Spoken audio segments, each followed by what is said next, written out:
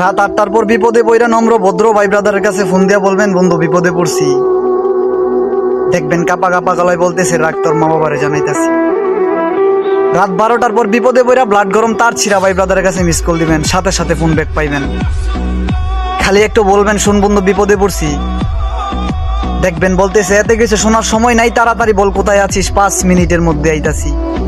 আর বিপদ কাফন ছাড়াই দাফন করছি।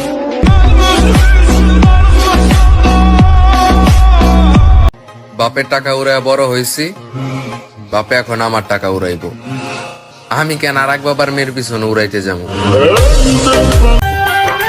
জান রে, আমার সুখের গল্প থেকে দুঃখের গল্পটা অনেক বেশি, কারণ আজ পর্যন্ত মন থেকে যা চেয়েছি তাই আমি হারিয়েছি।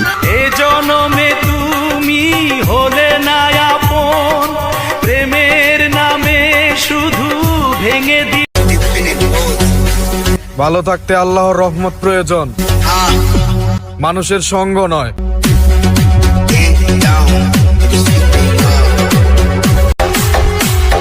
ওই আত্মীয় স্বজনের মুখে আমি তুতু মারি, যে আত্মীয় স্বজন আমার মাকে অপমান করছে।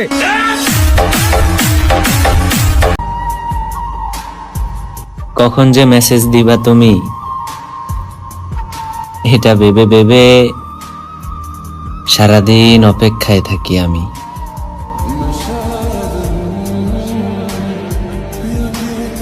যে হাসে বেশি তার দুঃখ বেশি, যে অন্যকে ঠকাতে ভয় পায় সে নিজে এই জীবনে বারবার ঠকে যায়। কত সুন্দর তুমি, সুন্দর তোমার মন, আমি নিঃসন্দেহে ভালোবেসে যাব তোমাকে আজীবন।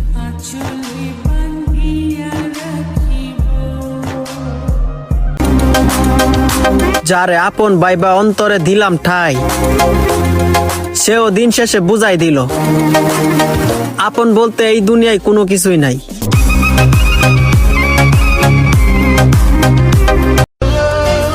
সবাই বদলায়, আমিও বদলেছি।